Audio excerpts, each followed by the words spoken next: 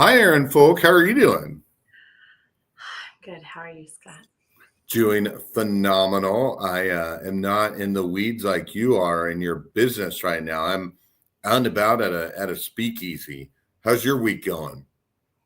I mean, when you clean out your closet Yeah, it's and then refreshing. for a minute, so my closets are in my bathroom. So wherever your closet is, whether it be your bathroom, bedroom, like your bathroom and your bedroom are really messy, but you're making progress. It just doesn't look like it. Oh, so you're in the middle of it. Mm-hmm. I just am a big fan of just get not a dumpster, but just a lot of trash bags and go to town. Well, it's not trash bags. I feel like, I just redid my closet. So now I got to hang it all up. It's really good stuff. I just got to reorganize. So just doing kind of a reorg, and it's pretty awesome. I think I told you I joined a mastermind thing back in, that's only agency owners over a certain level, back in April. And it's been life-changing. So just kind of doing what I've learned there. Got a little CrossFit going on in the morning. Every morning, 5:30, I'm at CrossFit. I don't even know who I am. Doing fall cleaning. No, spring cleaning. No way. You're doing it twice. Hopefully no spring cleaning if I do it now.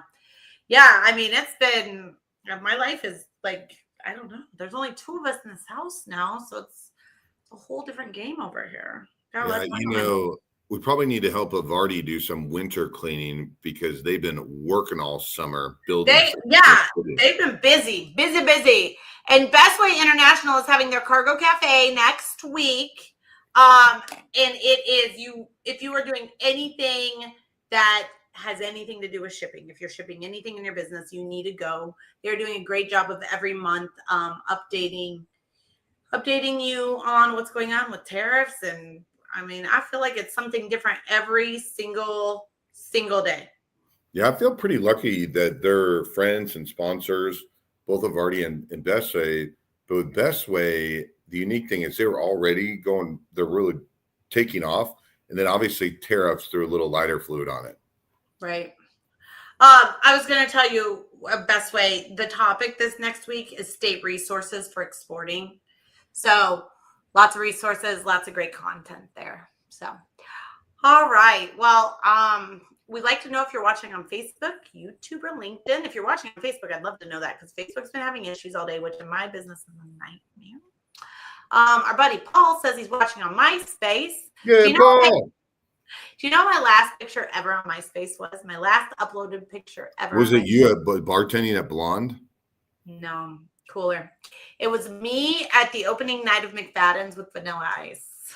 Oh, I'm sure I've told you this, but for the audience, I was a product of the 2000s, and people would try to reach out to Vanilla Ice to book him, and he was only $5,000 to book in 2007, but he was $20,000 if you wanted him to sing "Ice Ice Baby."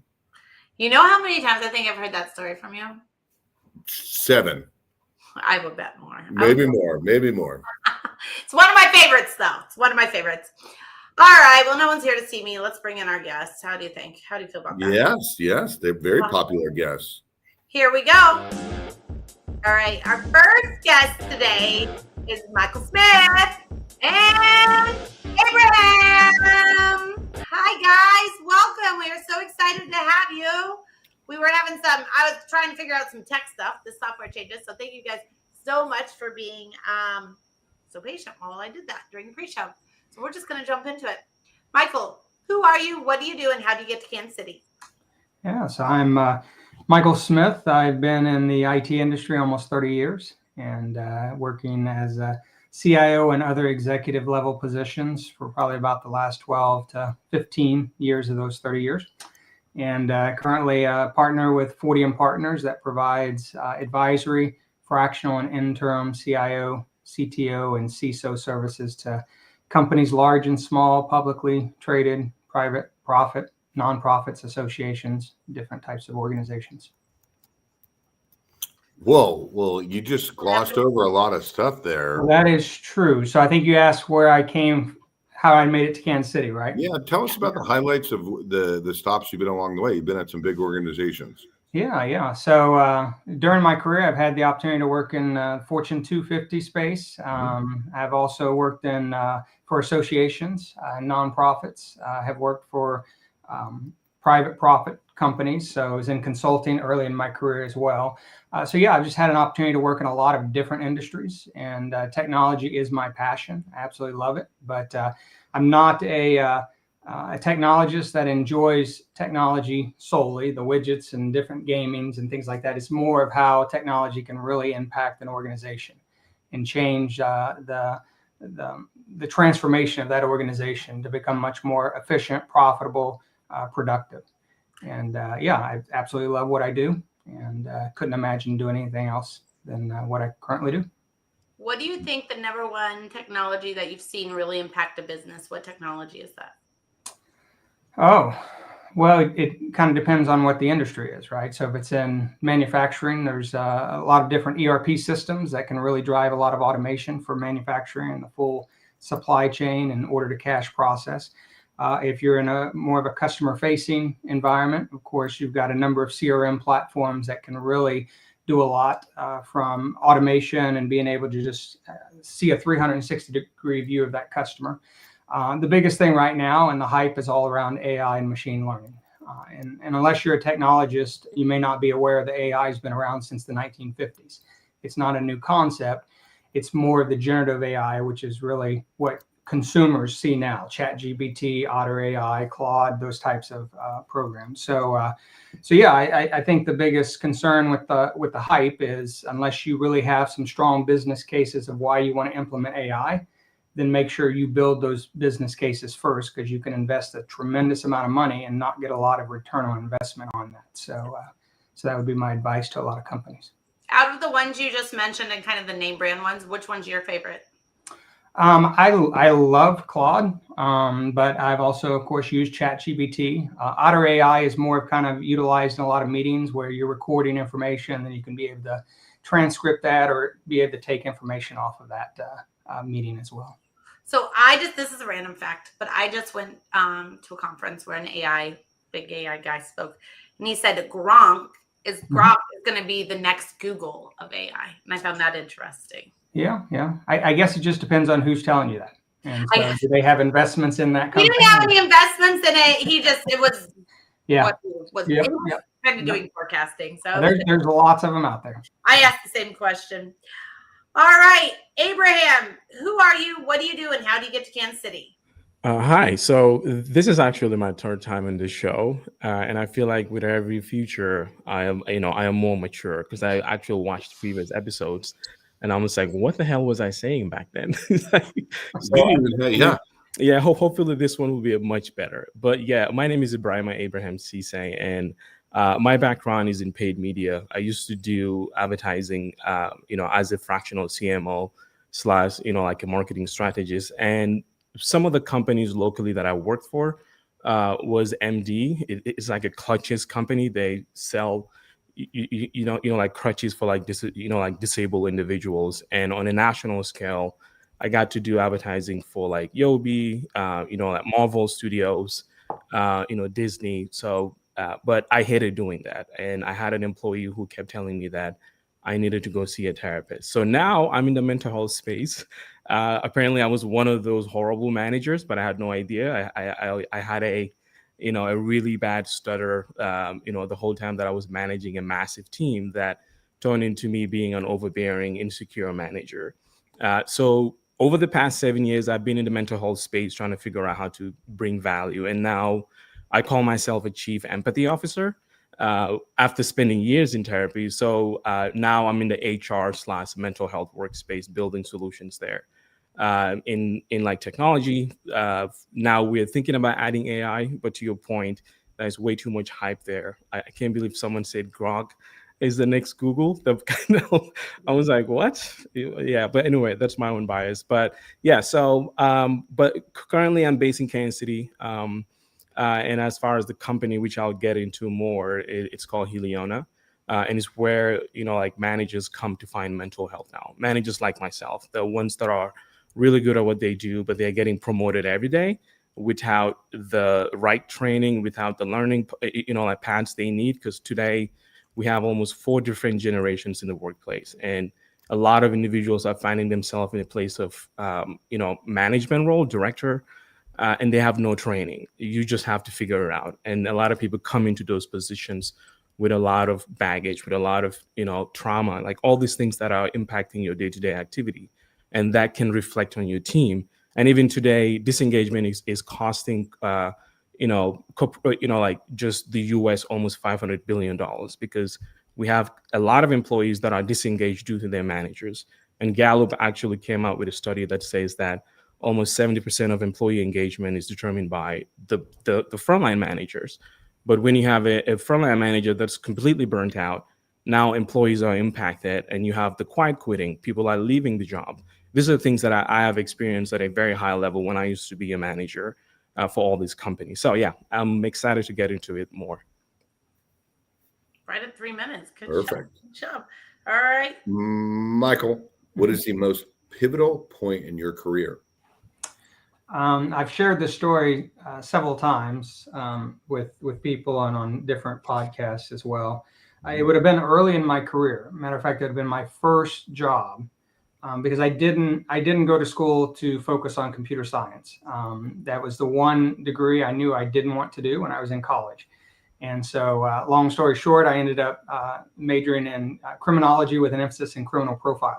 And so I was on my way to the FBI to work as a behavioral scientist.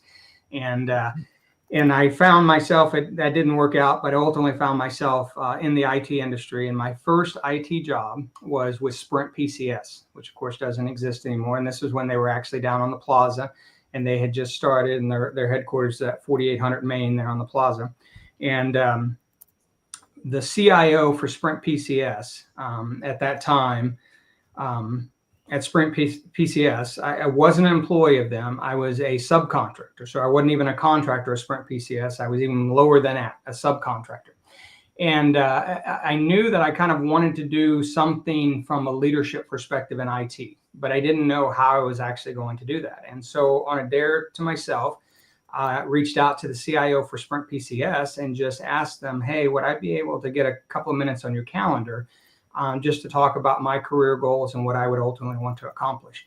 And did not expect any response. And not only did that person respond to me, he did schedule some time with me. And it was going to be initially a 30-minute call. So I went to his office, and what was 30 minutes turned into 2 hours. And he sat down and talked with me, and I told him, well, this is what I'd ultimately like to do, which was in essence what he was doing as a CIO. And he spent all this time just really kind of laying out, well, if you want to do that, you're definitely going to want to go back to school to get your master's and so on and so forth. And I completed that in 2008. And it transformed what I really understood and how I wanted to be a leader in the future. And I would say that was probably my most pivotal moment, because he didn't need to take the time, right? Even if I was an employee, that would have been nice of him. But the fact that I was a subcontractor and had no equity within Sprint PCS, and yet he invested that time with me, it was just kind of that concept of paying it forward. And so I've always had that follow throughout my career, that I've invested a lot of time in mentoring young professionals that are wanting to advance in their career. And I think that was probably the most pivotal moment within my career. What did you admire the most about this person? Their willingness to give up their time, right? And their expertise and their knowledge. And really, I was a young individual, mid-20s, and they didn't need to spend that time or really share that their knowledge with me. And the fact that they were willing to do that was just I see it as servant leadership, right? And really investing in individuals that are wanting to advance in their career. Yep. Fun Kansas. Good. I was just going to say, is there a reason you don't share their name? He's retired. It was Glenn Tolbert. He was the CIO for Sprint PCS at that time. I didn't know if it was a secret. That's all I know. Fun Kansas. Do you know him? No, but yeah, he's retired. I don't think he even lives in Kansas City anymore. I think he moved to Indianapolis or something like that. And so, yeah. All right, Scott. It's a fun Kansas City fact, but at one point in time, Sprint PCS was the fastest growing company in the world. Mhm. Abraham, what was the most pivotal point in your career? Yeah, I did like reference it, but mine was when I had one of my employees told me like, maybe you need therapy. I was like, wait, what? Therapy? What are you talking about? Because, again, I was managing a team of around 60 something people. And my job was to make sure that everyone deliver. And my department specifically, we were in charge of impressions to make sure we get as many eyeballs as possible. So it can be very stressful because less impression means less conversions. And so usually when the conversion team is not doing well, they blame us. So I was putting a lot of pressure on my team, but I didn't know how to balance the pressure well. So it was coming out in a way that weren't very healthy. Usually I'm just lashing out. And back then I had a stutter. So, when you add stutter with pressure, a lot of insecurity, would come out of that, like response. Her name was Jamie. Really awesome person, phenomenal, art director. But one day she just had the agency to just say, Abraham, I think you need therapy. And I actually went home, thought about it. I was like, you know what? Let me just go talk to a therapist. And that was the best decision I've ever made because it literally changed my entire future. Because back then I was dealing with a lot of dark things, which I don't even want to get into. But the therapy journey helped me identify a lot of things that were happening that happened in my past, especially as a kid, that was still impacting me as as a grown up 34-year-old man. I was dealing with a lot of childhood trauma that was projecting into the workplace. Hence, I was not the best manager at managing people. So going to therapy helped me identify all those problems and better deal with my emotions when I'm in the workplace, when I'm dealing with people. So today, whenever I have that opportunity to talk to anyone, friends, I always recommend, hey, just talk to someone. It doesn't have to be a therapist; it could be a coach, because these are things that we don't value very well. I mean, now we're doing a lot better raising awareness about mental health, obviously, but 10 years ago it was not the same. So even in the workplace, these are the things that it should be an option for employees and managers to be able to have access to someone to talk to whenever they're dealing with pressure. Because that, I didn't have that, but I had a very brave, opinionated employee that was like, hey, go see a therapist. And she risked everything to tell me that. And up till today, I call her and text her because I appreciate that, little thing that she did for me, go see a therapist. So yeah, that was a moment for me for sure. I have a lot, but that was one that definitely changed the trajectory of my life. I know we only have 10 seconds, but it was foreign to you to see a therapist? Oh yeah. I mean, I was raised in Africa. I have African parents.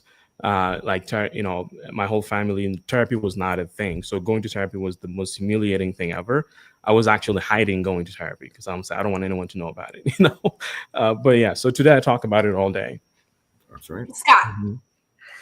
you should look at the numbers of how many men and age-wise and demographic-wise go see therapists versus don't. It's one of the reasons that remember how I told you I saw that TikTok that said older women are dating younger guys? It's because guys, millennials and younger, will talk about feelings and do therapy and that kind of stuff. Mm-hmm. And most generations older than that, men won't. Not all won't, but most will. You should go look at it. It's pretty interesting. Yeah. Those numbers. I go to therapy, go to marriage counseling, just trying to educate the You're a millennial. on Abraham's background. Awesome. All right, Michael, how are your 2025 goals going, and how can the Kansas City community help you? Yeah, I mean they're going okay. The economy, I think, is still a little shaky. I think there's a lot of companies that are in a situation where they may be sitting on a lot of money from an investment perspective, but they're unsure if they want to pull the trigger on certain things because they just don't know what's going to happen in 6 months with the economy. And so yeah, I've talked with a lot of my peers and in the technology sector, specifically SaaS providers, that they were expecting 2025 was going to be kind of a home run year for them, and it's just not turning out that way. And it's not that it's bad, it's just they expected it to be a lot better. And so hopefully as we come into the latter part of this year and into 2026, then things start to loosen up a little more. But overall, I mean, I'm happy, but I think as companies are kind of looking at how they utilize technology within their companies, and if they're in need of a technology leader because they've grown to a certain size that they may need to bring on their first technology leader, or whether it be interim, full-time, or even fractional. Again, that's where Fortium Partners comes into play, that can really help those companies be able to get their return on investment related to the technologies they invest in and stuff. I'm also a CIO for a life sciences startup company that is based outside of Kansas City, a little bit south of Kansas City.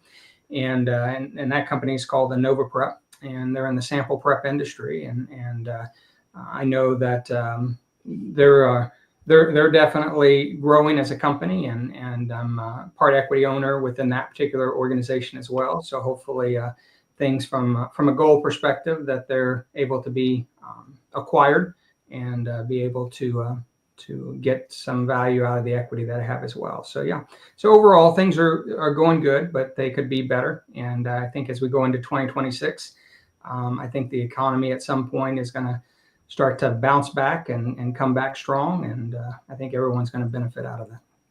I have a question about the economy stuff, Yeah. because I have some strong opinions. So I wonder your opinions too. Yeah. How much do you let that affect like your goals when you're setting your goals and like making your daily decisions? How much do you let of what people are saying about the economy actually affect it? No, it just depends on what that goal may be, right? If that goal is to generate, additional revenue or opportunities like that, then yeah, it could impact that. If it is kind of development goals of wanting to be able to achieve something like that, then yeah, it may not have any impact whatsoever on it. And so yeah, it just kind of depends on what that goal is.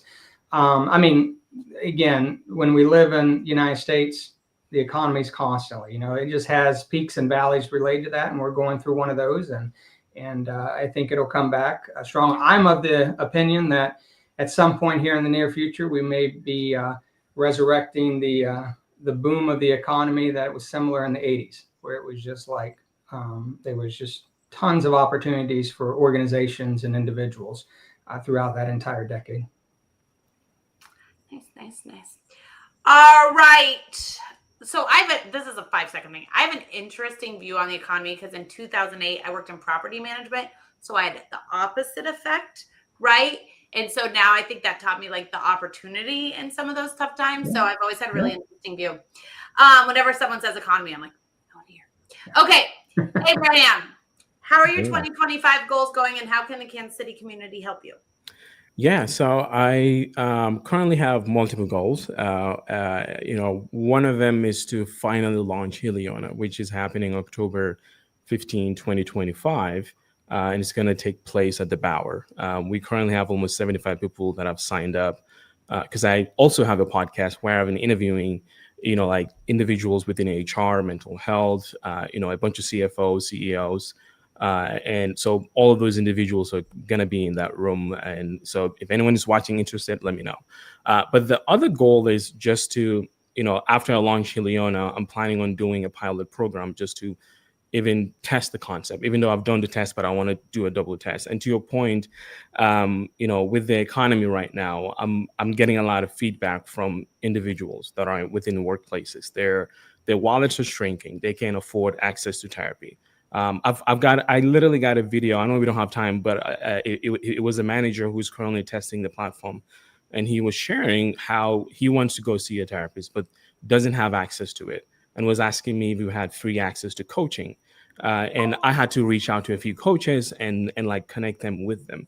These are the things that companies can take on because the budget can pay for it. Because with me in the mental health space, we get a lot of companies reach out at the end of the year and throw a lot of money at us to do something, a program, mental health program. I'm just like, why don't we do that at the beginning of the year and give those resources to your managers so they can get access to that? So this year, my goal going to 2026 is to start the pilot program with at least 20 companies. We have around 6 companies that have signed up, and each of them are sending up to 5 to 10 managers to try it. And then by March, we'll actually launch it just for any company to sign up. So that's where the goals are right now. Isn't there something in Kansas City like between February, like a part of February and March, where the depression levels are so high because of seasonality? No, yeah. January is actually National Suicide Awareness Month. Really? Due to how many people, lose their battle to suicide coming out of holiday. So January, February, I actually do something called the T-Rex Suicide Awareness Walk, which is kind of like something that I just do on the side, where I have a bunch of people wearing a T-Rex costume, and we walk around the city just to raise awareness about suicide. Like, there are options, there are ways that you can get help. So these are the things that are happening literally every day. So at the beginning of the year can be very intense. That's why I actually launched this platform too. And the way that it works, it's basically an assessment that the manager have access to, and this will be open to the employees eventually. But that assessment alone is what generates the best therapist, the best coach for them at that moment, and then also created learning, path for them to get access to educational content, which it's kind of like 5-minute videos every day. But they can always get access to therapists, and there's an AI that can connect them with resources immediately whenever they need to. And then they can chat with it on a daily basis. So it's very intuitive. So yeah, I'm looking forward to 2026. Awesome. Mhm. Both you guys people are able to reach out to you on LinkedIn, correct? Perfect. Yep. Mhm. Cool. Well, we want to thank you guys so much for coming on today. Thank you so much to Bestway International and Evardy Construction for being our fabulous sponsors. And Scott, thank you so much for being world's best co-host. We will see you the same time, same place next week. The sun is finally shining, so go outside. Bye, guys. Right.